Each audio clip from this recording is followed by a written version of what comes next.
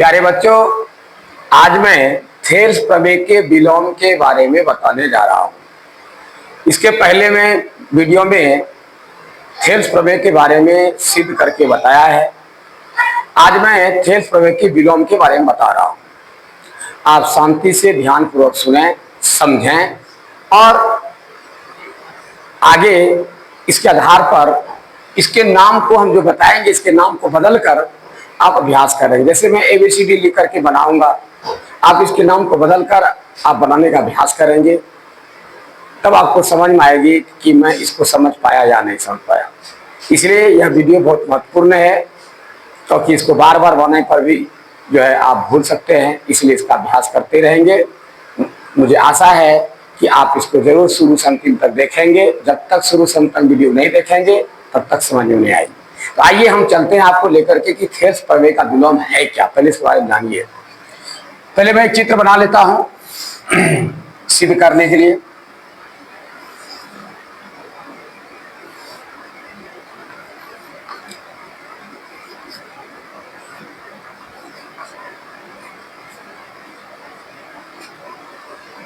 Thales प्रमेय का विलोम है क्या, पहले इसको समझिए। यदि किसी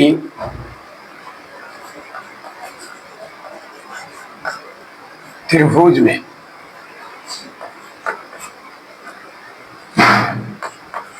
कोई अन्य रेखा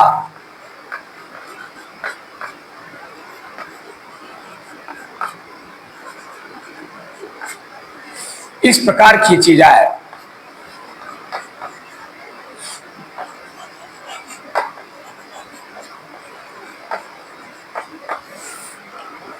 जो कि दो भुजाओं को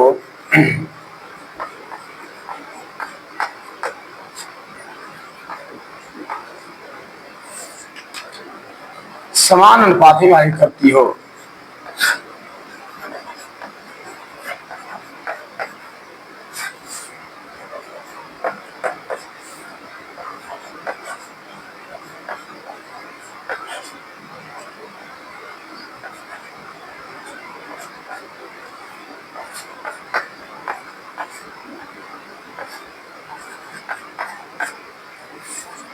तो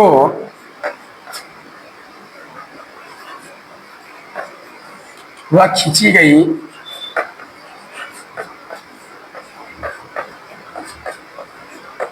रेखा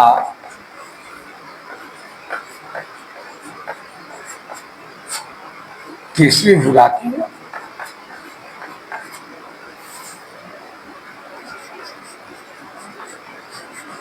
समांतर होगी।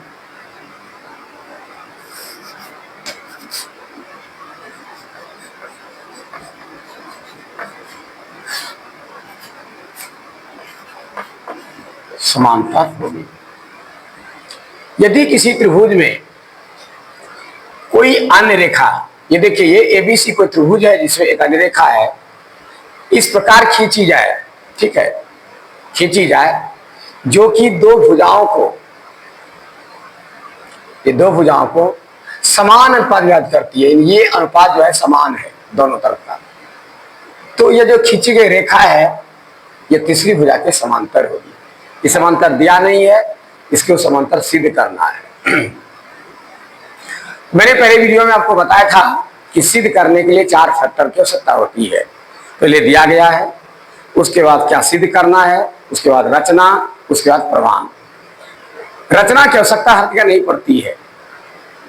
जहां जरूरत पड़ती है वहां हम रचना करते हैं, जहां जरूरत नहीं पड़ती वहां रचना नहीं करते हैं।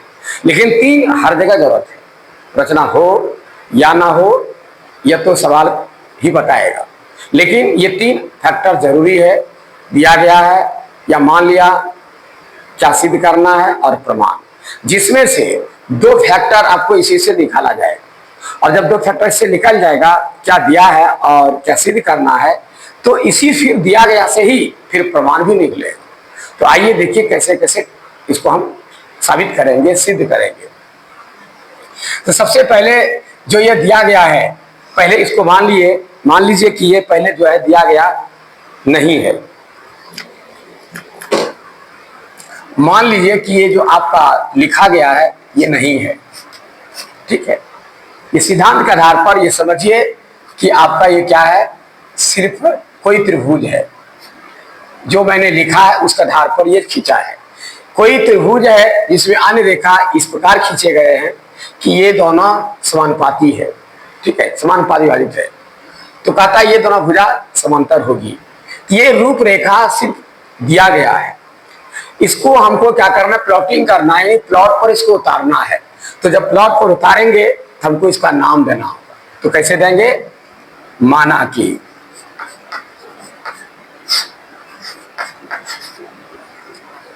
ए बी सी, आप कुछ भी लिख सकते हैं, ए बी सी कोई एक त्रिभुज है।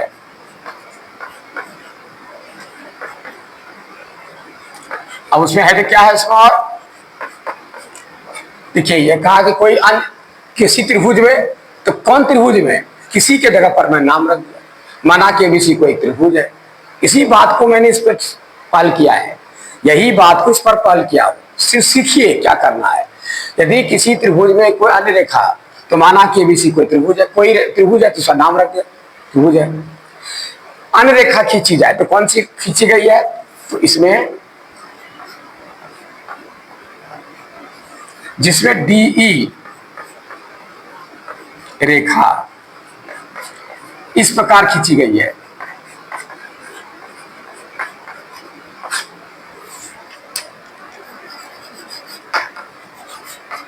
खींची गई है कि इस तरह खींचे गए दो भुजाओं का समान अनुपात करती है। अब समान अनुपात जो है यहाँ पर बोला है, यहाँ पर हमको दिखाना है सीधा, क्योंकि नाम बैठा चुका हो, ए डी बटे बी डी बराबर ए ई बटे सी।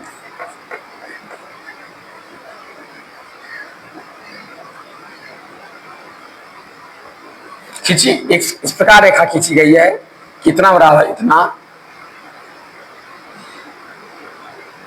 दिया गया है।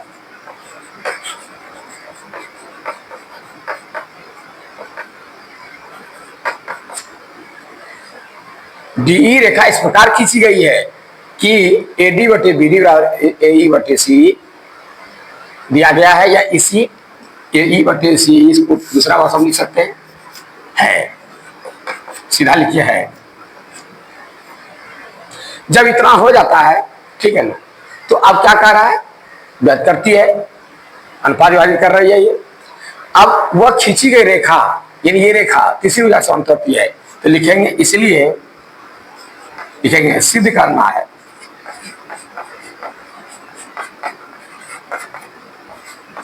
सिद्ध करना है कि क्या करना है, डीई समांतर बीसी, ये समांतर का चिन्ह है होगा, ये हमको सिद्ध करना है। अब सिद्ध करने के लिए हमको रचना की आवश्यकता इसमें है, रचना कीजिए आप। रचना हम क्या करेंगे,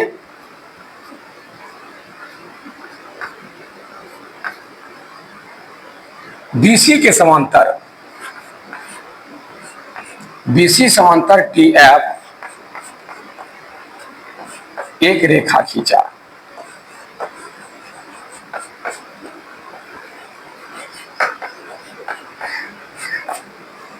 क्यों खींचा, क्योंकि समांतर यहाँ ये है नहीं, ये समांतर की चर्चा है ही नहीं, समांतर सिद्ध करना है, ये समांतर है नहीं, हमको समांतर खींचना होगा। क्यों समांतर खींचेंगे, कि जब तक हम समांतर नहीं खींचेंगे, ये जो दिया गया है ये फैक्टर ये आगे नहीं बढ़ेगा, ये हमको काम में नहीं आएगा। इसको जो दिया गया है हिसाब उसी से, प्रमाण उसी से होता है प्रमाणित, तो ये जो दिया गया है इसका हमको उपयोग में तभी आएगा जब तक हम समांतर एक रेखा नहीं खींचेंगे। तभी थेल्स प्रमेय में जो ये साबित करने के लिए आप थेल्स प्रमेय में साबित किए हैं कि समान, यदि किसी अन्य रेखा के, किसी त्रिभुज में किसी भुजा के समांतर कोई रेखा खींची जाए तो शेष भुजा को समान अनुपात करती है, तो यह फैक्टर तभी सिद्ध होगा जब तक हम समांतर रेखा नहीं खींचेंगे। इसलिए हमको रचना करना पड़ेगा, नहीं तो रचना करने की जरूरत नहीं थी। अब हम चलते प्रमाण की तरफ।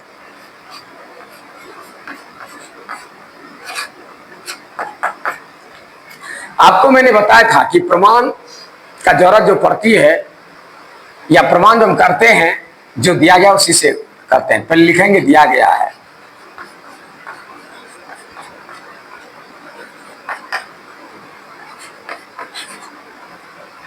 AD बटे BD बराबर AE बटे CE। इक्वेशन नंबर को फर्स्ट मान लीजिए। अब क्या लिखेंगे, चूंकि BC समांतर क्या खींचा हूं, DF,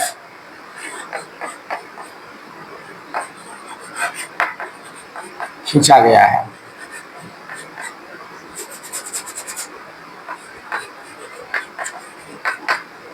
ठीक है। इसलिए थेल्स प्रमेय से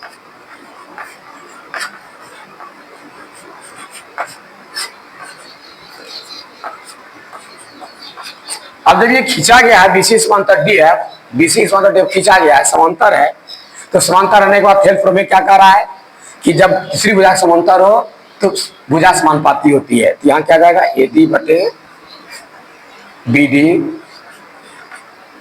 बराबर AF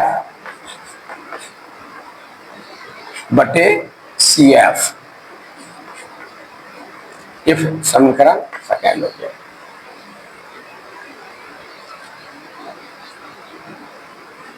समझ में आ गई बात। जब BC समांतर DF हमने खींचा है तो थेल्स प्रमेय का कहना है किसी त्रिभुज में किसी समांतर, किसी भुजा के समांतर कोई रेखा खींची जाए, अन्य रेखा, तो जो शेष दो भुजाएं समान अनुपात करती है, यानी AD बटे BD बराबर AF बटे CF। यह आपका हो गया समीकरण फर्स्ट और सेकेंड। अब हम जो है ऊपर मिटाते हैं,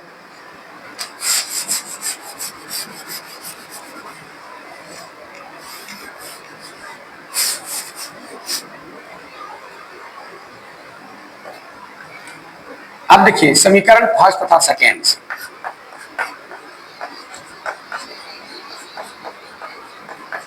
समीकरण फर्स्ट क्या कर रहा है, कौन से देखिएगा, यहां AD बटे BD और यहां भी AD बटे BD है, इसके बराबर ये है, इसके बराबर ये है।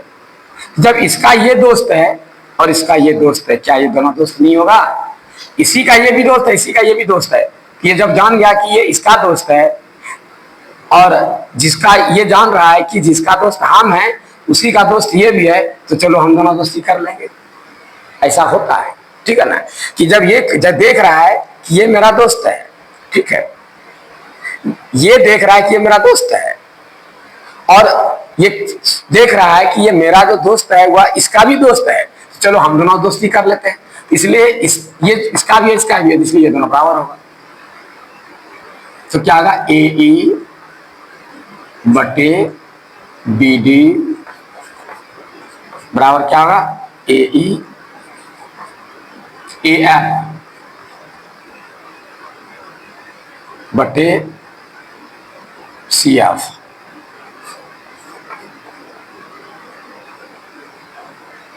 AF बटे AF बटे AE बटे BD AE बटे, पहले इसका होगा AF, AE दिया होगा यहाँ, AE बटे C, पहला समीकरण में होगा AE बटे CE। तो क्या होगा, AE बटे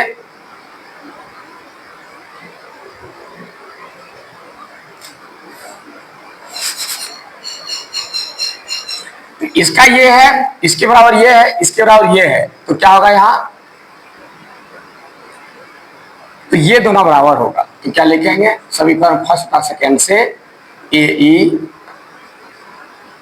बटे CE बराबर AF बटे CF।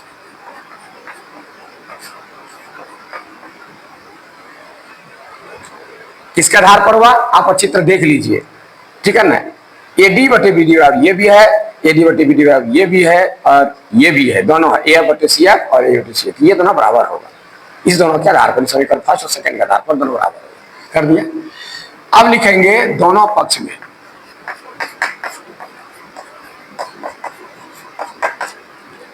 एक जोड़ने पर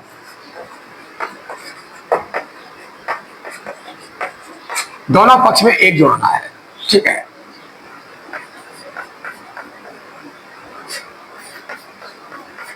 +1 बराबर AF/CF +1। अब क्या करेंगे, आपको पता है कि भिन्न का जोड़ बनता है, तो क्या होगा यहां पर CE, और ये जब यहां उतरा तो ये ऊपर उतर जाएगा। भिन्न के जोड़ का नियम है, इससे से भाग देंगे तो एक होगा, ये का ए प्लस यहां कुछ नहीं है, से गुना होगा CE। ठीक उसी तरह यहां क्या होगा, नीचे CF होगा और AF ऊपर उतर जाएगा और जोड़ ये CF है कहां, CF हो जाएगा। अब देखिए क्या होता है आगे,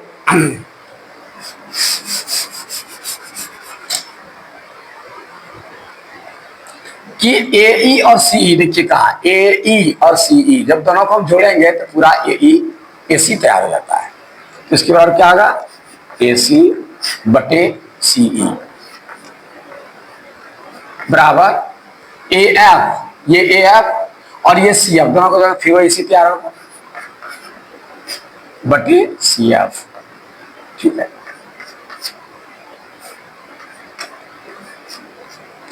इसके या भी लिख सकते हैं या और लिखिए और दे सकते हैं, ठीक है।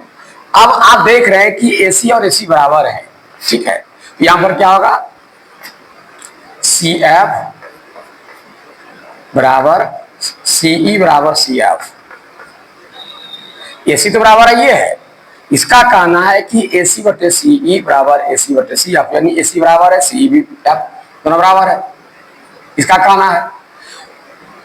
अब ये तो बराबर CE और CF, CE और CF बराबर इसका कहना है,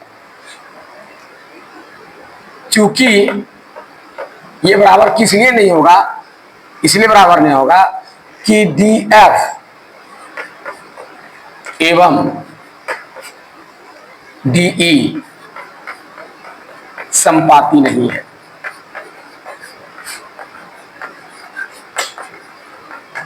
संपाती का मतलब एक ही लाइन पर, ये अलग लाइन है, ये अलग लाइन है, दोनों एक ही लाइन पे नहीं है। तो CE और CF वैसे बराबर हो, ये कह रहा है कि नहीं CE, ये CE और ये E और CF दोनों बराबर, इसका कहना है। आप भी देख रहे हैं कि ये छोटा ये बड़ा है, बराबर कैसे होगा, तो बराबर ये कह रहा बराबर है, DF एवं DE संपाती नहीं है, ये दोनों एक ही लाइन पर नहीं है, ये कह रहा बराबर है। इसका मतलब है कि जब DF समांतर BC है तो DE समांतर BC भी होगा।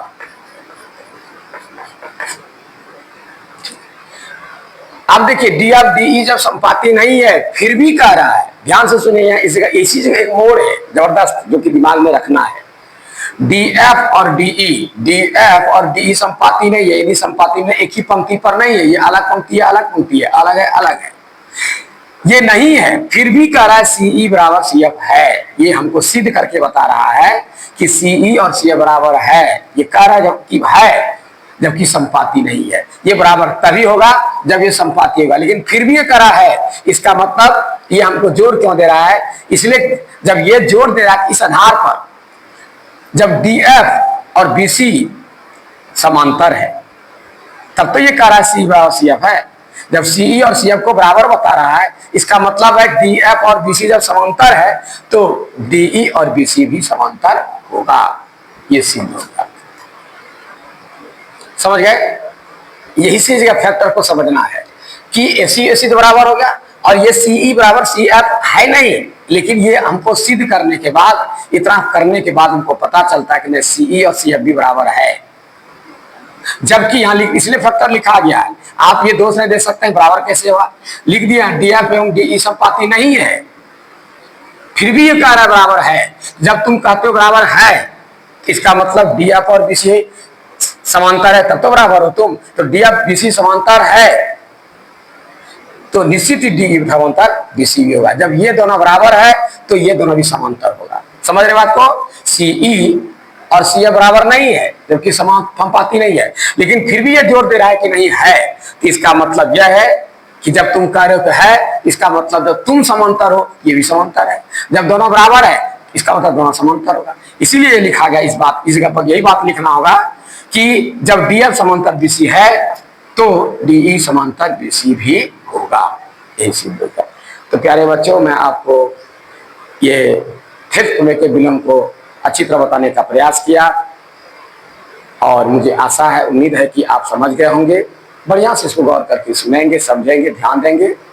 तब तक के लिए मुझे इजाजत दीजिए। धन्यवाद।